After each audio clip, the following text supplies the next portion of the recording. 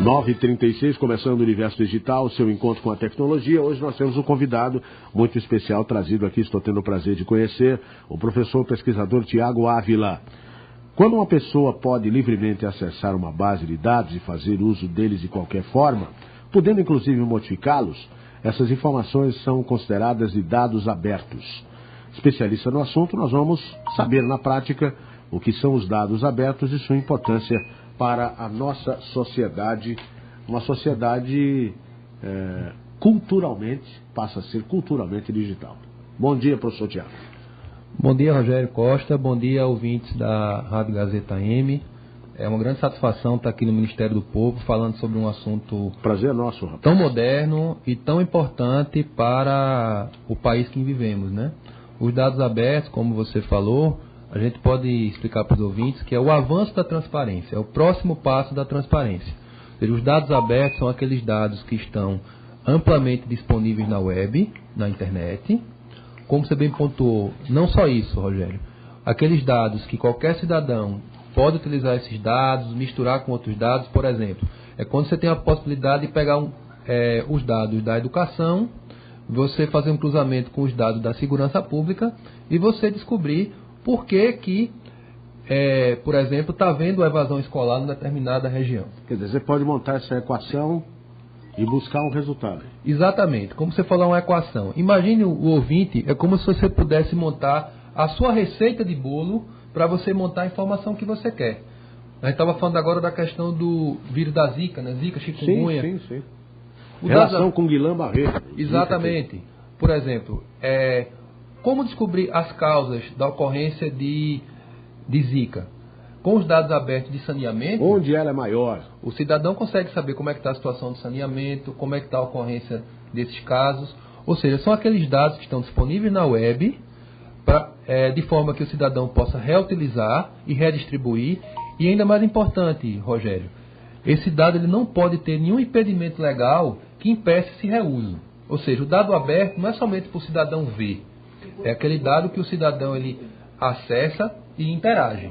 E hoje, felizmente, tanto o Brasil como Alagoas têm dado muitos avanços nessa área, como a gente vai falar um pouco aqui na entrevista. Nós temos avançado realmente? O senhor fala estado de Alagoas, o estado constituído, o estado, ou, por exemplo, a gente vê que nos municípios o nível de dados abertos e transparência é mínimo. Isso, exatamente, Rogério. Não é uma afirmação um tanto quanto ousada? Porque quando a gente imagina o estado, né, a gente imagina o todo. Isso. Então é bom explicar isso, né? Isso, é uma boa colocação, Rogério. Quando eu falo que o estado está avançado, é porque, comparando Alagoas com outras unidades da federação, a gente já consegue ter uma boa oferta de dados abertos. Obviamente, a maioria se concentra em nível do Poder Executivo Estadual, mas também são dados que tratam dos municípios.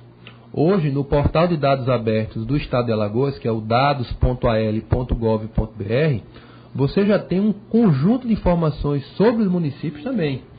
Lá você encontra os limites dos municípios, a localização das escolas, a localização das unidades de saúde, a localização de delegacias. Óbvio que as prefeituras precisam fazer a sua parte. Tem muito a avançar. E não é à toa, como os novos prefeitos estão assumindo, de alguma forma é importante que eles tenham ciência disso, porque é importante destacar, Rogério, dados abertos é lei no Brasil.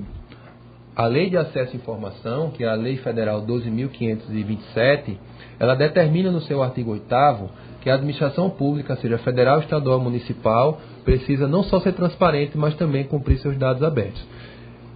Então vamos para a gente poder entender, professor. Vamos lá.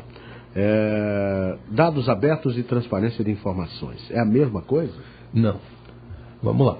Como eu falei no início, a gente avalia os dados abertos como o avanço da transparência. Para falar bem claro para o ouvinte. É um passo à frente, então? É um passo à frente.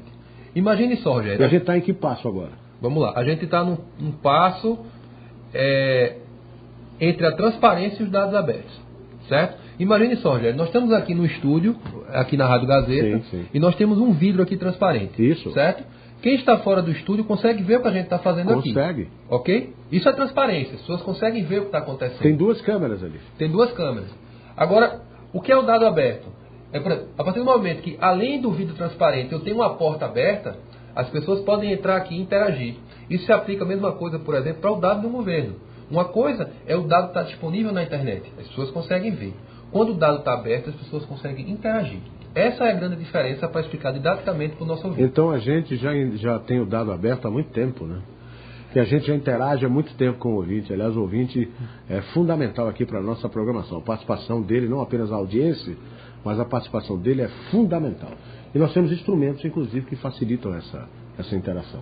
Sem sombra de dúvida. A imprensa tem um papel fundamental exatamente nessa questão da abertura, no então avanço da democracia. Vai chegar um dia que eu vou falar, por exemplo, com o presidente da República pelo WhatsApp dele. Por exemplo, o WhatsApp é só um meio. Mas é um meio. O governo pode criar um canal, né, no WhatsApp dele. Pode. Inclusive, Rogério, existia um projeto no Rio Grande do Sul que infelizmente foi descontinuado, que se chamava Gabinete Digital. Qual era a proposta? O cidadão fala, o governador responde. Ele, governador, responde. Ele, governador. Não é nenhum preposto. Nenhum preposto. Agora, como é que funcionava? A sociedade mandava uma série de perguntas.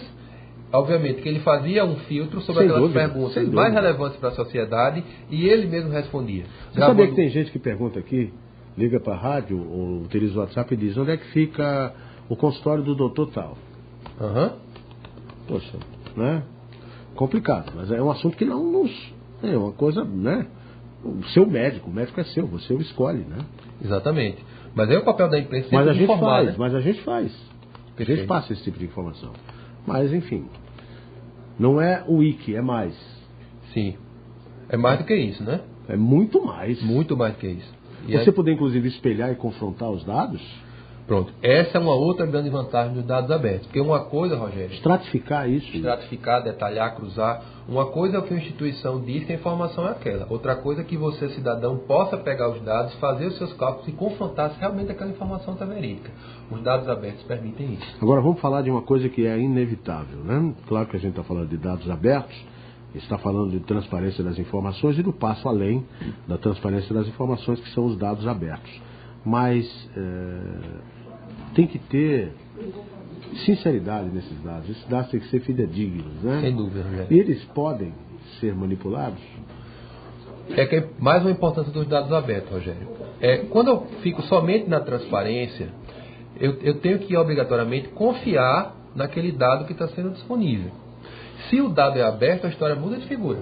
Porque eu posso pegar os dados, eu posso jogar num programa de computador, eu posso reunir os colegas de trabalho, os colegas da universidade e tratar aqueles dados. Eu vou dar um caso aqui, Rogério. Saiu uma notícia semana passada. Uma grande instituição lá de São Paulo, que trabalha com esportes e com lazer, certo? Ela fez um convênio com o governo federal, recebeu uma monta importante de recursos.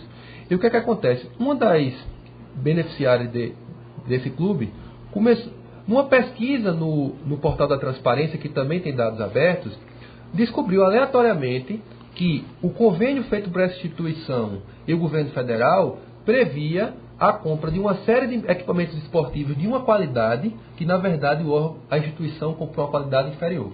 Isso foi suficiente para que essa pessoa pudesse cruzar alguns dados. Isso gerou uma denúncia no Ministério Público Federal e essa instituição, que é uma instituição grande no Brasil, está passando por um processo de investigação. Essa é uma das vantagens, Rogério. O cidadão ele passa a ter poder na mão. Perfeito. E como está o Brasil no contexto internacional dos dados abertos? Isso é uma boa pergunta, Rogério. Porque o país tem que dar exemplo, né?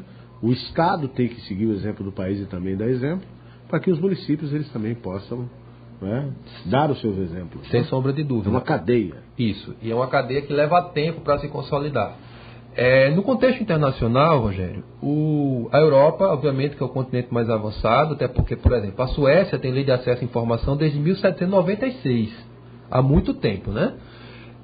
Hoje você já tem, eu tive um estudo recente da União Europeia, de 32 países avaliados, 28 já estão no nível de intermediário para avançado, certo? Agora falando no nosso não, né? Eu estou falando da Europa, agora chegando no Brasil.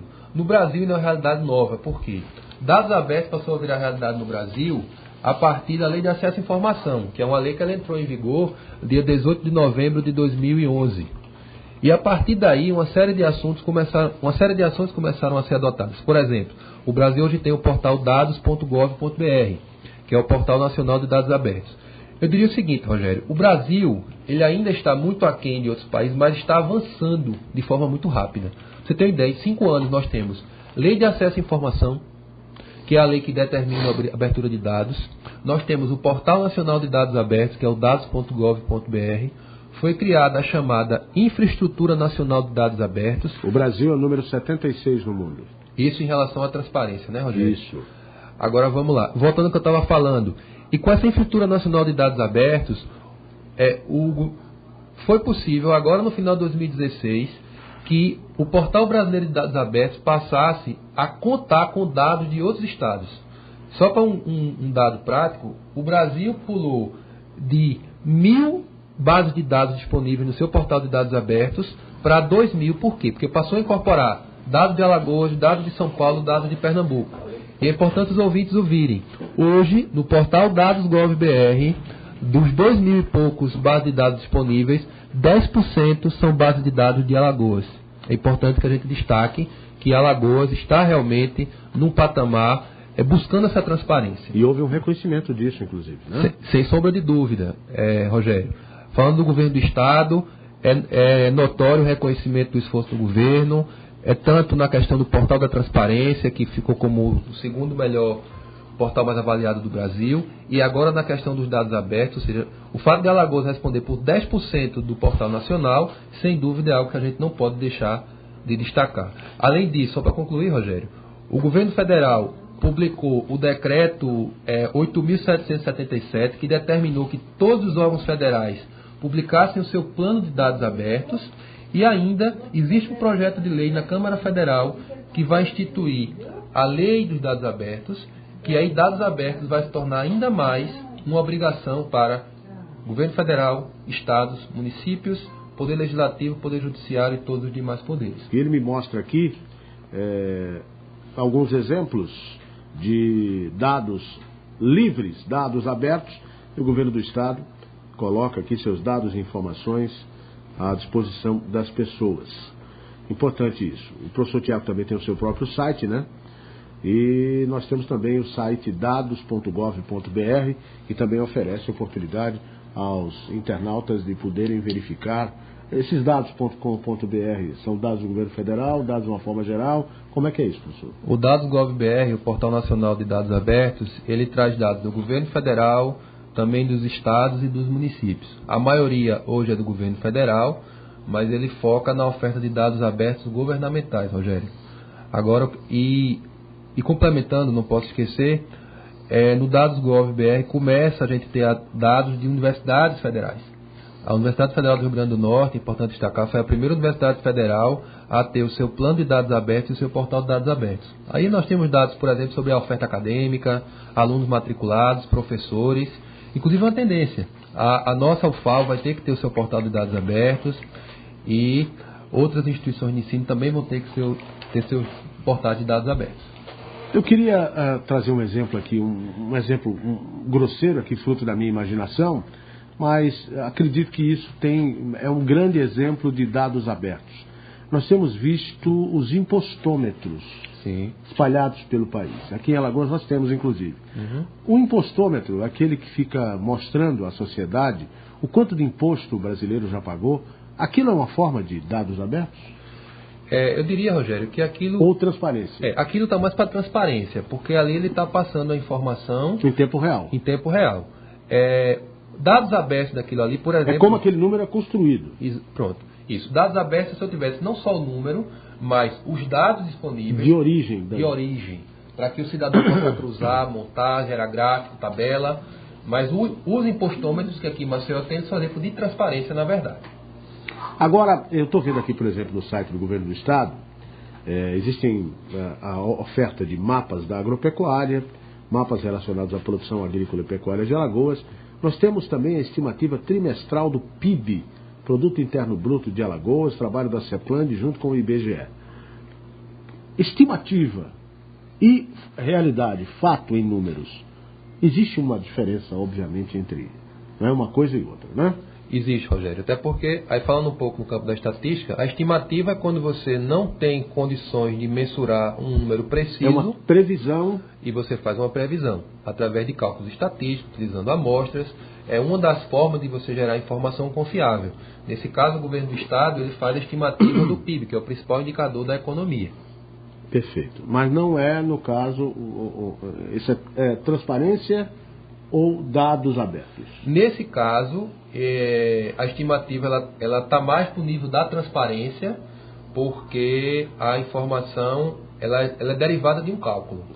Mas, por exemplo, no próprio portal que você está mostrando, Rogério, o internauta pode abrir no dados AL.gov.br, nós temos ali terras indígenas em Alagoas. Quando eu clico, aí sim, o internauta vai encontrar a localização das terras indígenas. Se o internauta ele quiser fazer uma mistura das terras indígenas com os assentamentos em Alagoas, com a localidade das comunidades quilombolas e com as escolas, por exemplo, o que ele está fazendo? Ele está pegando 4 fontes de dados abertos e gerando uma informação relevante. Ou seja, como é que está a educação exatamente para essas comunidades que eu citei, os indígenas, os quilombolas, etc. Certo, Rogério? Certo. E eu vou encontrar aqui créditos e débitos do governo? Essas informações elas estão no portal da transparência e estão em processo de incorporação para o portal de dados abertos. Mas essas informações já estão disponíveis, inclusive em formato aberto. Porque como no âmbito do governo do Estado nós temos várias bases de dados a incorporar, isso é um processo que ele não para de crescer. Pois é, porque, tudo bem, as informações que estão contidas aqui, agências bancárias em Maceió, ótimo, a localização delas. Como citei a estimativa trimestral do PIB de Alagoas, o índice de preço ao consumidor, que é a inflação, os atrativos turísticos, Alagoas em números, anuário estatístico, resenha, estatística, índice de preço ao consumidor 2011. Quer dizer, legal, é informação, mas me parece assim uma informação um tanto quanto comum, um tanto quanto, para mim, uma informação inocente, útil, mas inocente. Quer dizer, eu queria ver o Estado aqui. As entranhas do Estado abertas. Perfeito, Rogério. É boa sua provocação, até em nível da gestão estadual e municipal. O processo de abertura de dados, como eu falei no Brasil, ainda é recente, tem apenas 5 anos. E um trabalho que está sendo realmente muito bem feito, tanto pela Contadoria Geral do Estado, quanto pela CEPLAG, é exatamente de trazer os demais órgãos do governo para que abram os seus dados. Afinal de contas, é importante que o cidadão entenda que os dados que estão no governo os dados não pertencem ao governo. Pertencem a nós, à sociedade. O Estado, o governo, ele é um mero guardião. Obviamente que aqueles dados que estão passíveis de sigilo, como o sigilo fiscal, o sigilo de justiça, esses não vão ficar disponíveis. Sim. Mas todos os outros, inclusive esses dados que mostram o que você chama de entranhas, eles têm que estar disponíveis. Até porque, como a gente acabou de falar, os dados não são do governo, os dados são da sociedade, e a sociedade tem o direito de não só saber do que se trata, mas também interagir com esses dados. Esse é um grande desafio, então. Enorme, diga-se de passagem, mas é um imperativo, Rogério. É um caminho sem volta. Pois é, e eles beneficiam a todo mundo, né? Ao cidadão, à cidadã, à comunidade acadêmica, o próprio serviço público. Isso. Não é? É uma nova cultura, né, professor? Sem dúvida, Rogério. Por exemplo, veja como é importante para o serviço público. Eu estava de manhã assistindo o Bom Dia Alagoas e repetiu-se um fenômeno que se repetiu em 2013, que os novos prefeitos, novas gestões chegam nos municípios e encontram a chamada terra arrasada. Você não tem informação, não tem dado disponível, é uma situação muito complicada. Isso ainda acontece por quê? Porque a cultura de transparência e dados abertos ainda deixa a desejar. Se eu tenho uma cultura de transparência e dados abertos consolidada, os gestores passam a ser realmente obrigados a disponibilizar esses dados. E sem sombra de dúvida, pelo que a gente vê do papel do Ministério Público, esses gestores municipais que saíram sem deixar os seus dados estruturados, provavelmente deverão receber sanções. Mas qual a mensagem que a gente passa para os novos gestores municipais? Comecem a organizar os seus dados desde hoje, desde o dia 1º, dia 2, dia 3, dia 4 de janeiro. Agora depende também do que eles vão encontrar, né?